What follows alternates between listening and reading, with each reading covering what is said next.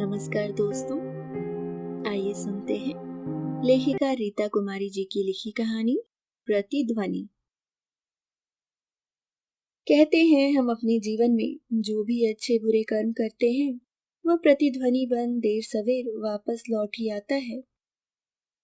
मंजरी को भी अब इस बात का पूरा विश्वास हो गया था कि उसका जीवन उसके सासू माँ के जीवन की प्रतिध्वनि बनकर रह गई है। उसके कारण जो उसकी सासू माँ भारती देवी कभी झेली थी वह कुछ ज्यादा ही घातक बनकर लौटा था। फिर से उस घर में पुरातन समय दोहराई जा रही थी और वह अपनी सासू माँ की तरह ही विवश सी हो गई थी, चाह कर भी कुछ कर नहीं पा रही थी। अब उसे अच्छी तरह से समझ में आ गया था कि वक्त कहाँ बदला है, बस आदमी की जगह बदल जाती है। बहू अब सास बन गई थी। एक बार फिर बहू द्वारा सास के जीवन मूल्यों के छीजने की कहानी दोहराई जा रही थी। इस बार चोट मंजरी झेल रही थी। कभी जिस धन संपत्ति को उसने अपना सर्वस्व माना था, पैसों के लिए सासू माँ से भी प्रपंच किए थे, आज उसकी निरर्थकता उसे शिद्दत से महसूस हो रही थी। हमेशा अपनी गलतियों को भी अपने छल बल से सही साबित कर अपने आप को महान समझने का जो व्यर्थ का अहंकार मन में पाले रखी थी और जिसकी उसे आदत सी हो गई थी, अब अपनी ही बहू नेहा के हाथों उसने ऐसी शिकस्त पाई थी कि उसका सारा अहंकार चूर चूर हो गया था। और वह एक ऐसे मोड़ पर आ खड़ी हुई थी जहां से साफ साफ दिखाई दे रहा था कि कभी उसने भी अपनी सासू माँ को ऐसे ही इस्तेमाल किया था। उसका अतीत उसके स्मृति पटल पर चलचित्र की भांति घूम रहा था। अपनी सारी उम्र मंजरी ने अपनी सासू माँ को अपनी स्वतंत्रता में बाधक मान उन्हें अपनी देवरानी बानी के पास पटना में ही छोड़े रही। लेकिन जब भी पटना आती तो सबके सामने भारती जी को ही गलत ठहराते हुए कहती, अम्मा जी को पटना छोड़कर बाहर मन ही नहीं लगता है। मैं चाहती हूँ कि वह मेरे पास रहें, पर उनकी इच्छा को देखते हुए मैं जिद नहीं करती। जब भी पटना आती दो चार महंगी साड़ियाँ और कुछ खाने पीने का सामान उन्हें पकड़ा अपने कर्तव्यों का इतिश्री कर देती और बानी के सारे किए कराए पर पानी फेर देती। क्योंकि बानी भले ही अपनी सासू माँ का हर तरह से ख्याल रखती, पर उनके लिए न ही महंगी साड़ी खरीद पाती, न ही मंजरी की तरह बानी में वाक पटुता थी जिससे वह अपनी सासू माँ को प्रभावित कर पाती। नमन एक प्राइवेट कंपनी में काम करता था। उसकी आय बहुत कम थी। हमेशा पैसों की खींचातानी लगी रहती। दोनों पति पत्नी शांत, कम बोलने वाले पर अच्छे इंसान थे, जबकि मंजरी किसी मजे हुए डिप्लोमेट की तरह अपनी लच्छेदार भाषा से पल भर में लोगों को प्रभावित कर लेती थी। अक्सर लोग उसकी बातों के कायल हो जाते थे। हर मौके के लिए तैयार उसके चुटकुले और शायरी लोगों को खुश कर देते। उसकी मजेदार बातों के बीच उसकी सारी कुटिलता छुप जाती। जब रांची जाने लगती कुछ गिफ्ट रिश्तेदारों में बांट और देवरानी को अम्मा जी की देखभाल के लिए ढेरों नसीहतें थमा निकल जाती। ज्यादा दिनों तक साथ रहने से अक्सर अधिकांश रिश्तों के बीच थोड़ी सी कटुता आ ही जाती है। यही कारण था कि भारती देवी बानी को चिढ़ाने के लिए मंजरी का उदाहरण उसके सामने रखने लगती। हालांकि भारती देवी नमन की अच्छाइयों से अनजान नहीं थी। अपने काफी कठिनाई से कमाए पैसों का अधिकांश भाग वह भारती देवी पर ही खर्च करता था, जिसका एहसास भारती देवी को था। पर उससे ज्यादा उन्हें अपने बड़े बेटा नवीन की उच्च पद और संपन्नता पर गर्व था। भारती देवी का यह गर्व तब भूमिसात हो गया जब वह एक बार रांची गई। वह यह सोचकर गई थी कि मंजरी बहू बार बार बुलाती है, वहां जाएंगी तो वह उन्हें देखकर बहुत खुश होगी। पर वहां जाकर उनका यह भ्रम भी टूट गया। जो मंजरी पटना आने पर उनके हर बात का ख्याल रखने के लिए सबको हिदायत देती रहती थी, उनकी वही मंजरी बहू रांची में उनके लिए अजनबी सी हो गई थी। सुबह उठने पर नौकर चाय दे दिया तो ठीक, वरना उन्हें खुद ही बनाना पड़ता। बहू तो जिम चली जाती, वह अपने सारे काम खुद करती रहती, पर मंजरी किसी को भी उनका ख्याल रखने के लिए नहीं कहती, न खुद ही उनके कामों में मदद करती। हमेशा उन्हें अनदेखा कर कभी मोबाइल पर व्यस्त रहती तो कभी बालकनी में खड़ी पड़ोसन से गप्पे लड़ाती रहती, जिससे भारती देवी को काफी अकेलापन महसूस होता। मंजरी का पूरा घर बड़े ही करीने से सजा हुआ था। गलती से भी किसी कीमती सजावटी सामान को हाथ लग जाता तो वह घबरा जाती। बहू बोलती कुछ नहीं थी, पर अपनी आंखों और हाव भाव से नाराजगी जता उसे सहमा देती। वहां उन्हें कुछ भी अपना नहीं लगता। जब नवीन ऑफिस से आता तो जरूर कहता, अम्मा आप ठीक तो हैं? मन लग रहा है ना? किसी चीज की जरूरत हो तो बता दीजिएगा। फिर भी महीना भर रहने गई भारती जी सिर्फ 10 दिनों में ही उसी बानी के पास आने के लिए छटपटा उठी थी, जिसको वह अक्सर मंजरी का उदाहरण देती रहती थी। अब अपनी उसी आदर्श बहू मंजरी के पास जाकर उनका यह हाल था कि सोफे के कोने में दिन भर डरी सहमी बैठी रहती थी। किसी तरह 15 दिनों का काला पानी काट कर पटना लौट आई तो दोबारा वहां कभी जाने का नाम नहीं ली और न ही कभी मंजरी का उदाहरण बानी को दिया। एक दिन अचानक भारती देवी की तबीयत बहुत ज्यादा खराब हो गई, जिससे उन्हें बहुत ज्यादा पैसों की जरूरत आन पड़ी। इतने अधिक पैसों का इंतजाम करना नमन के बस में नहीं था। तब भारती देवी ने मन मारकर नवीन को पैसों के लिए फोन करवाया तो पता चला वह विदेश गया हुआ था। मंजरी पैसा भेजने के बदले फोन पर तरह तरह के बहाने बनाती रही और उनकी बीमारी के विषय में नवीन को सूचित करना भी जरूरी नहीं समझा। नमन ने कर्ज लेकर और पत्नी के गहने बेचकर जितना हो सका माँ का इलाज करवाया, पर माँ को बचा नहीं पाया।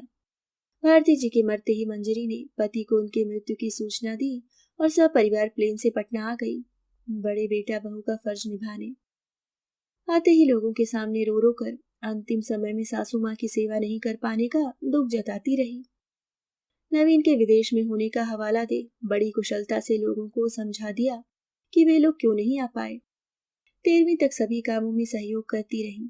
13वीं के बाद पटना से जाने के पहले भारती जी के बक्से खुलवाकर बचे खुचे गहनों में से अपना आधा हिस्सा सासू माँ की अंतिम निशानी रखने के लिए साथ ले गई।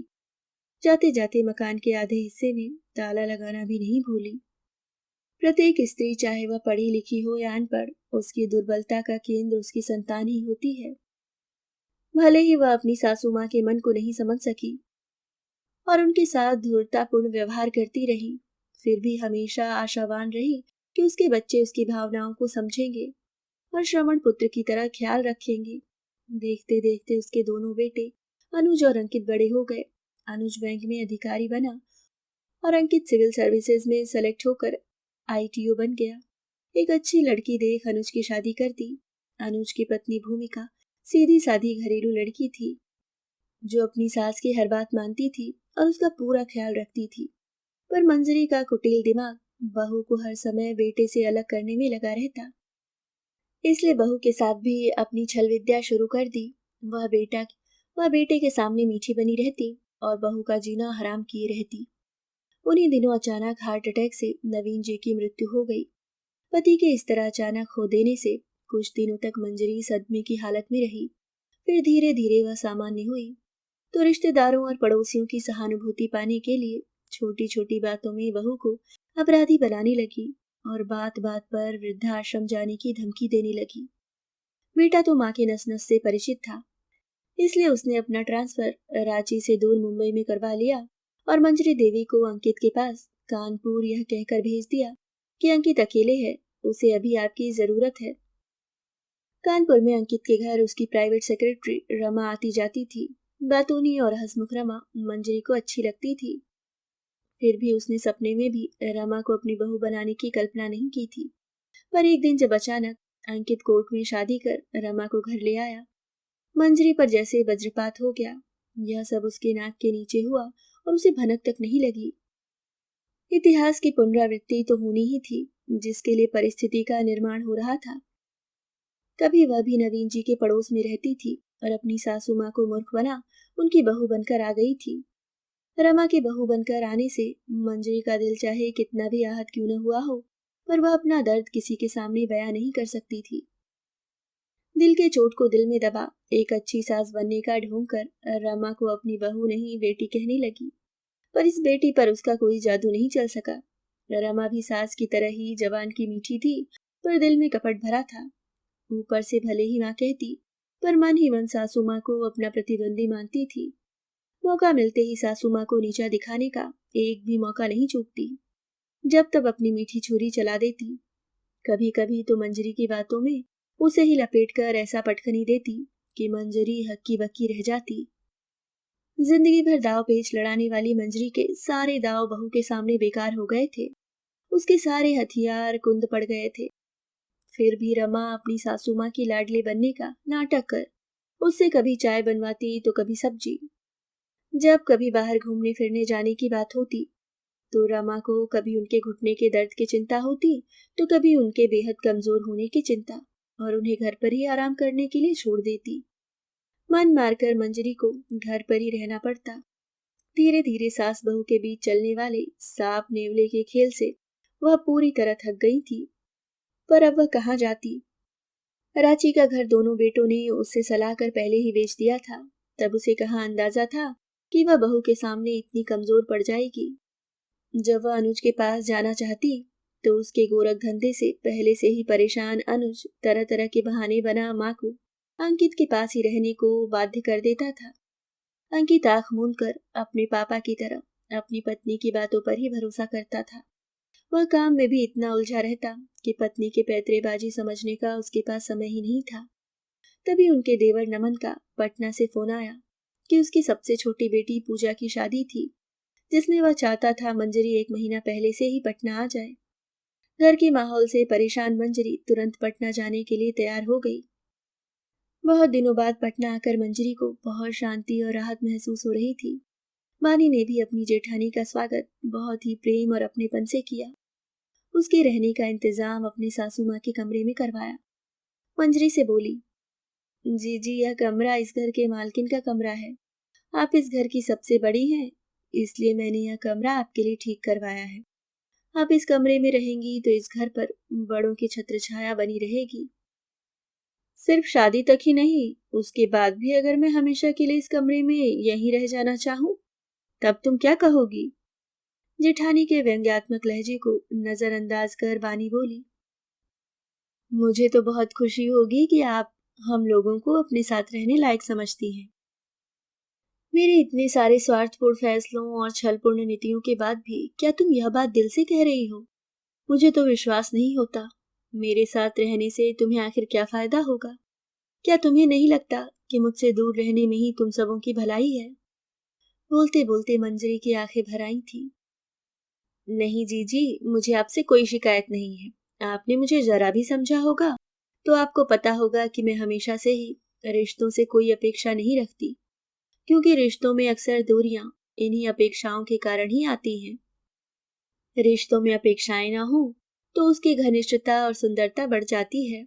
जहां तक फायदे की बात है तो रिश्ता एक दूसरे का ख्याल रखने के लिए होता है, न कि फायदा उठाने के लिए। हम सभी जानते हैं जीजी कि हम एक दूसरे के बिना अस्तित्व विहीन हैं। इसलिए मुझे मेरे जितने भी रिश्ते हैं सब संभालने और निभाने हैं। उन्हें जीवन भर टिका कर रखने हैं। करीब करीब हम सभी के बच्चे परिस्थितिवश दूर दूर जा बसे हैं, तो हमें ही एक दूसरे का साथ देना होगा, एक दूसरे का ख्याल रखना होगा। इसलिए सब बिसार कर एक नई शुरुआत करनी ही होगी। मंजरी की आंखों में आंसू देख बानी उठकर अपने आंचल से उसकी आंखों के आंसू पोंछते हुए बोली, लगता है आपके किसी अपने ने गहरी चोट दी है, पर चिंता की कोई बात नहीं, मलहम भी आपका अपना ही कोई लगाएगा। हाँ बानी, आदमी भले ही सारा जग जीत ले पर हमेशा हारता है अपनी संतान के हाथों ही। अपनी ही संतान के चोट ने मुझे मेरी गलतियों का एहसास करा दिया है। अब मैंने तुम्हारी बातें सुनकर फैसला लिया है कि मैं तुम लोगों के साथ ही रहूंगी, किसी का फायदा उठाने के लिए नहीं, बल्कि अपने जीवन का अंतिम पड़ाव शांति और सुकून से बिताने के लिए। निरंतर छल प्रपंच का जीवन जीते जीते मेरा अंतस खोखला हो गया है। मैंने सारी उम्र सिर्फ आदमियों का इस्तेमाल करना ही सीखा है, पर अब जब मैं जीवन के अंतिम पड़ाव पर हूँ, मुझे लगता है कि धन संपत्ति को सहेजने से ज्यादा महत्वपूर्ण है अपने रिश्ते नातों को सहेजना, दूसरों के लिए कुछ अच्छा करना। इसलिए मैंने फैसला किया है कि अपने बाकी के जीवन और धन जरूरतमंदों की मदद करने में लगा दूंगी। बच्चे अपने जीवन में जहाँ रहें, सुखी रहें, खुश रहें, और हम अपने जीवन में। अब आगे इस काम में तुम मेरी मदद करोगी। ये लो चाबियां और उन सभी कमरों के ताले खोल दो जिन्हें कभी मैंने बंद किया था, ताकि कमरों का सही उपयोग हो सके। जो हुकुम मेरी जेठानी जी। हाथ बढ़ाकर चाबी संभालते हुए बानी हंस पड़ी। अभी आप सुन रहे थे रीता कुमारी जी की लिखी कहानी प्रतिध्वनि। उम्मीद करती हूँ दोस्तों कहानी आपको पसंद आई होगी। मिलती हूँ किसी और नई कहानी के साथ, तब तक के लिए मुस्कुराते रहिए। धन्यवाद।